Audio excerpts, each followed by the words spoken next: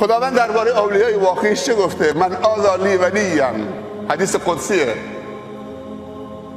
من آذی لی ولیا فقد آذنته بالحرب. کسی که اذیت دوست من بکنه، ولی من بکنه، اعلام جنگ کرده با من. سبحان الله.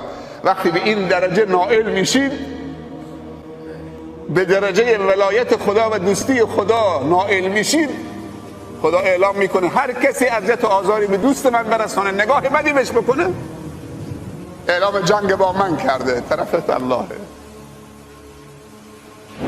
پیامبر صلی الله علیه و سلم میفرمایند که خداوند میگه که وجبت محبتی للمتحابین فیه والمتجالسین فیه والمتزاورین فیه والمتبادلین فیه. در یه روایت دیگه المتحابون فی جلالی لهم منابر من نور، کسانی که در دنیا به خاطر محبت من با هم دیگه محبت داشتن و دوست شدن و همدیگر رو دوست داشتن، روز قیامت من اونها رو بر منبرهای از نور قرار میدم. در بهشت منبرهای نورانی هست، فقط مخصوص کسانی است که فقط به خاطر خدا همدیگر رو دوست دارن، معروفن اون بالا رو منبرهای نورانی.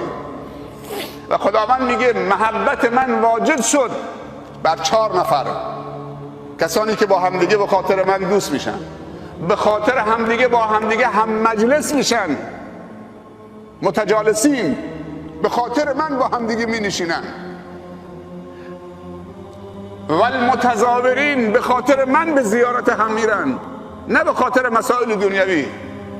پیامبر میفرمایند صلی الله علیه و سلم اگر برادری رو به خاطر خدا تو روستای دیگه، تو شهر دیگه، فقط به خاطر خدا رفت به زیارتش، ورودی اون شهر و روستا خداوند یک ملائکه رو قرار میده که وقتی وارد بشه ازش سوال میکنه به خاطر چی میخوایی برید؟ اینجا برادری دارم، هیچ منفعتی ندارید، فقط به خاطر دوستی خدا. اون فرشته بهش بشارت میده که کسی که تو به خاطرش به زیارت برادرت آمدید اعلام کرده که تو رو دوست داره. والمتبازلین فیه، کسانی که به خاطر من بذل و بخشش میکنن، انگیزشون نه شهرته، نه ریاکاریه، نه فلانه، بذل و بخششون فقط به خاطر خداست. تزودوا فان خیر الزاد التقوی، توشه بگیرید، بهترین توشه تقواست. روزی حضرت علی رضی الله عنه نشسته بود، یک آهی کشید تو جمع دوستانش، تعجب کردن، علی کسی نبوده که به خاطر دنیا آه بکشه. یکی سوال کرد آه تو چی بود؟ گفت این آه من آخرت یادم آمد و سفر آخرت، این سفر طولانی که 50 تا منزله. اولین منزل آخرت قبر برزخه، بعد از برزخ 50 تا منزل دیگه هست باید برید. خدا میدونه تو هر منزلی چند هزار چالچه میمونید.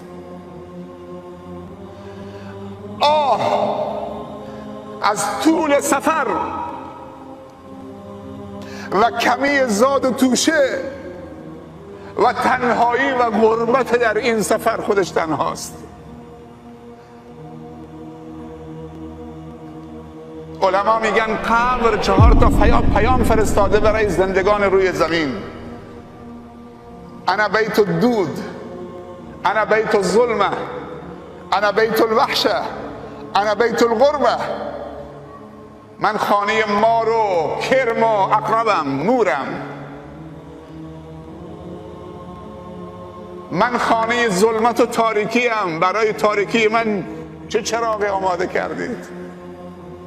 من خانه غربتم، هر کسی تو من آمد غریب میشه، کسی سوالش نمیگیره. برای غربت من چه انیسی که باش انس بگیرید اونجا، از غربت و تنهایی در بیایید. انا بیت الوحده، وحشه، ببخشید، من خانه وحشتم، برای وحشت من چه امنیتی رو آماده کردید. واقعیت اینه.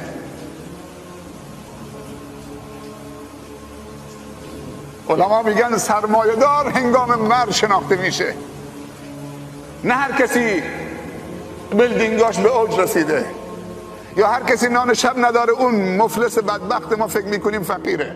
علما میگن انسان سرمایه‌دار از نگاه خدا و رسول خدا وقت مردن شناخته میشه.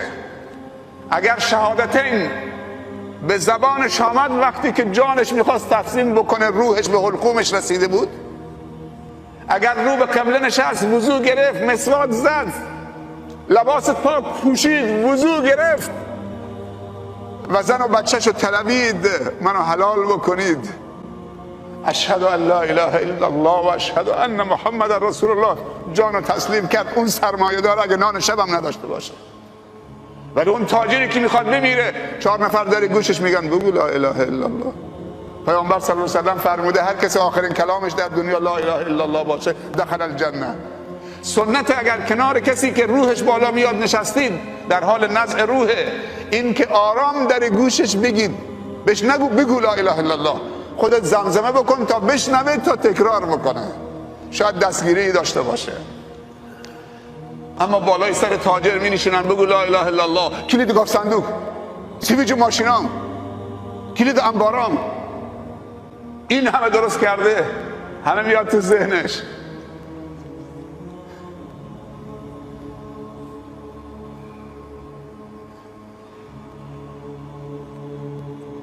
اگر امکاناتی که ما را از آخرت دور بکنه عقب بندازه، همچی پست و مقامی نمیخوایم، همچی مالی نمیخوایم، همچی و نمیخوایم.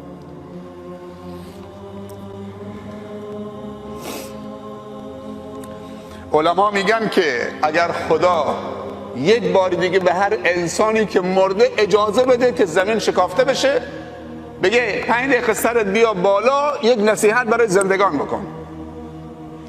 هر مرده‌ای که تو قبرستان دفن شده، اگر خداوند به یک مرده اجازه بده، نه که 5 دقیقه، 10 ثانیه قبر باز بشه، روح بهش بر بگرده، بیا بالا سرت، یه جمله نصیحت بکن برای زندگان که هنوز نمردن.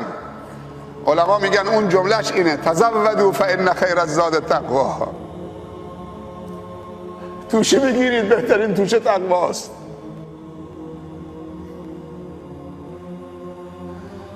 اگه اشتباه نکنم جنید بغدادی بود، اون عارف بزرگ، به خواب یکی از شاگرداش میاد، میگه جناب شیخ اونجا چطوره؟ حالت چطوره؟ بعد به شاگردش اگه اشتباه نکنم میگه که هیچ چیزی به دردمون نخورد، نه این که مردم ما را میبوسیدن، پیشانیمون میستن، خم میشدن، دست ما را میبوسیدن، نه شهرتمون، هیچی به دردمون نخورد، مگر همون 2 رکعتی که تو در دل تاریکی شب میخوندیم و سجده میکردیم، میگفتیم سبحان ربی الاعلی و بحمده، دور از چشم مردم.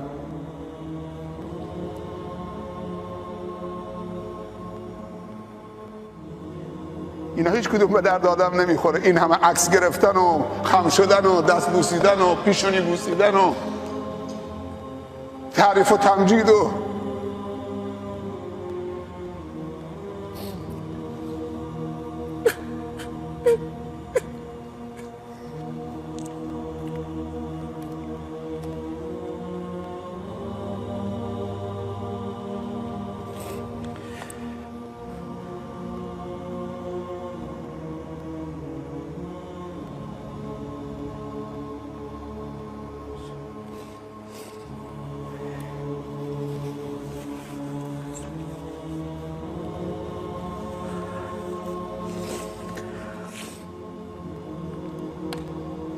عمر رضی الله عنه میفرمایند اگر روز قیامت صدا بزنن همه بهشتی ان، یک نفر به بهشت نمیره. عمر فکر میکنه اون یکی عمره. از خودشون راضی نبودن. و ابوبکر رضی الله عنه میفرمایند اگر روز قیامت یک پام تو بهشت باشه، پای دومم خارج از بهشت، ما امنت مکر الله، بازم در امان نیستم. و رسول الله صلی الله علیه و سلم میفرمایند هیچ کس به عملش وارد بهشت نمیشه مگر اینکه رحمت خدا شامل حالش بشه. گفتن حتی انت یا رسول الله، حتی تو؟ گفت حتی انا، مگر اینکه رحمت خدا